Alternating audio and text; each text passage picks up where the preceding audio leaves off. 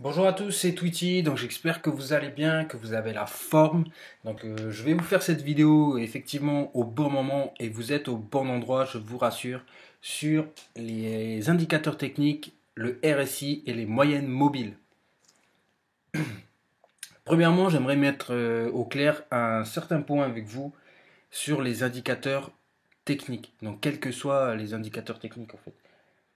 C'est ne jamais utiliser les indicateurs techniques comme des signaux d'achat ou de vente. Je répète, il ne faut jamais utiliser les indicateurs techniques comme des signaux d'achat ou de vente.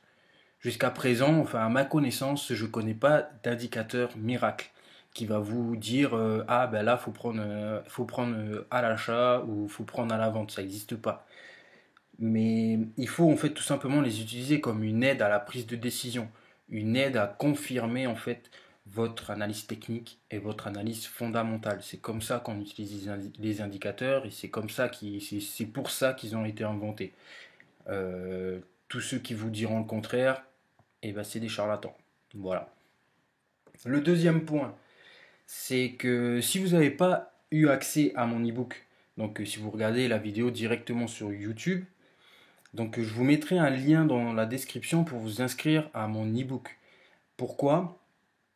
Parce que j'ai déjà tout un cours théorique en fait sur l'utilisation du RSI que je vais pas répéter que je vais pas répéter là dans cette vidéo parce que tout simplement je l'ai déjà fait dans mon e-book et c'est clair, c'est posé sur papier. Donc c'est beaucoup plus simple et vous pouvez l'utiliser quand vous voulez. C'est gratuit, donc profitez-en.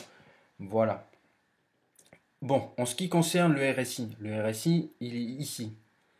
Moi, j'utilise TradingView pour faire mes analyses techniques. Donc, vous avez juste à taper RSI. Vous allez tomber sur le Relative Strength Index. Donc, c'est la puissance relative du marché en français. Donc, je vous ai identifié deux cas d'école.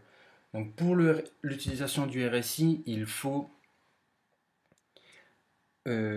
y a deux prérequis à avoir pour valider en fait l'utilisation du RSI. Moi, je l'utilise dans un cas de divergence. C'est ma technique et je ne vais pas vous expliquer celle des autres parce que de toute façon, je ne la connais pas. Je vais vous expliquer la mienne et elle fonctionne et il y a juste à bien avoir les prérequis. Donc le premier prérequis, zone, c'est d'être en zone de surachat ou de survente. Comme j'ai bien expliqué, oh, comme j'ai expliqué juste avant, c'est très important parce que ça va augmenter en fait nos probabilités de gain et ça va augmenter en fait le potentiel renversement pour qu'on puisse se positionner dans l'impulsion. Voilà. Donc ici, on a un premier cas d'école. Donc ce haut là correspond à cette bougie là. Ce, ce, Celui-là correspond à celui-là. Donc si on regarde bien, celui-là, sur le graphique, cette bougie-là est un tout petit peu plus basse que celle-là. Sauf que sur le RSI, il nous indique l'inverse. Donc le RSI nous indique une perte de puissance sur le marché. Donc un potentiel renversement à la baisse. Et c'est ce qu'on voit ici, en fait, ce que j'ai entouré ici, c'est effectivement ce qui s'est passé. Donc le deuxième prérequis, c'est d'avoir une divergence. Savoir une divergence sur le RSI. Donc on voit bien qu'ici, c'est plutôt plat ou légèrement haussier, alors qu'ici, c'est très baissier en fait. La divergence, elle est flagrante sur ce cas présent. Et c'est pour ça que je l'ai sélectionné en fait pour vous, pour que vous puissiez comprendre qu'est-ce qu'une divergence sur le RSI. C'est tout simplement ça, et en fait on va se positionner ici pour prendre cette impulsion ici, pour faire du profit sur cette impulsion. Donc là il y a pas mal de profit à prendre, et on l'a tout simplement, comment dire, on l'a tout simplement identifié grâce au RSI. Donc on va passer au deuxième cas.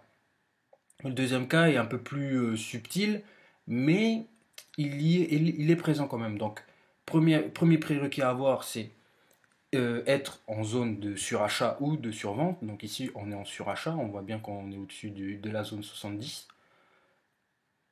Donc ce haut-là correspond à cette bougie-là, et ce haut-là correspond à la dernière bougie, donc c'est cette bougie-là.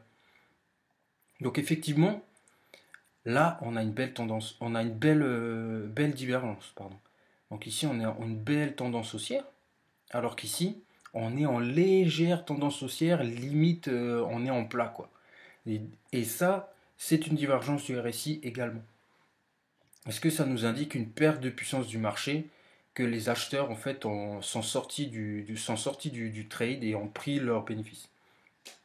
Donc là, ça va nous indiquer un potentiel renversement à la baisse. Donc c'est ce qui se passe ici. Donc il y a une première impulsion à la baisse, une correction, une deuxième impulsion, une correction et une troisième grosse impulsion que nous, en fait, on sera déjà entré depuis le début. Donc on va prendre l'impulsion entière et faire beaucoup de profit là-dessus. Voilà comment on va utiliser le RSI dans sa façon divergente, je précise bien. Ensuite, pour les moyennes mobiles. Donc les moyennes mobiles, en fait, c'est ici. Vous avez juste à aller dans les indicateurs et à taper Move Average. C'est en anglais. Donc Move Average. Simple Moving Average. Donc celui-là, c'est celui que j'utilise. C'est la moyenne mobile simple, en fait, la moyenne mobile lissée. Et donc elle s'affiche comme ça. Comme une courbe en fait, et ça va lisser en fait le prix de l'action sur un certain nombre de périodes. Donc ici, on voit bien, en fait, on va chercher les endroits où le prix a rejeté la moyenne mobile. Donc ici, le prix a rejeté la moyenne mobile pour une tendance baissière. Ici, il a rejeté la moyenne mobile pour une tendance haussière. Ici, il a rejeté la moyenne mobile pour une tendance baissière. Ici également, pour faire trois impulsions en fait. Ici également, ici également. Donc, en fait, le top du top, c'est d'identifier une belle divergence avec le RSI en zone de surachat ou de survente. C'est d'avoir une cassure de trendline. Donc, la trendline, c'est la courbe. La ligne de tendance en fait. Donc ici, on voit bien que le prix vient casser la trendline. Et la troisième confirmation qu'on pourrait avoir, c'est justement la moyenne mobile. Voir si la moyenne mobile a été rejetée par le price action. Donc ici, on a trois belles confirmations. Donc une belle divergence sur le RSI, une cassure de trendline et un rejet de la moyenne mobile. Donc ici, on a une belle tendance baissière à prendre ici. Voilà. Donc c'est tout simplement, c'est tout simple en fait. Il faut vraiment prendre les prérequis, voir si on a bien coché les cases pour utiliser le récit. Et à ce moment-là, on peut être confiant en fait sur le marché en prenant nos positions et et tout simplement prendre des bénéfices. Je vous ferai plusieurs vidéos pour en fait compléter ces analyses et pour être de plus en plus confiant sur les marchés financiers et surtout être le plus rentable. Donc voilà, merci beaucoup à vous et bonne journée.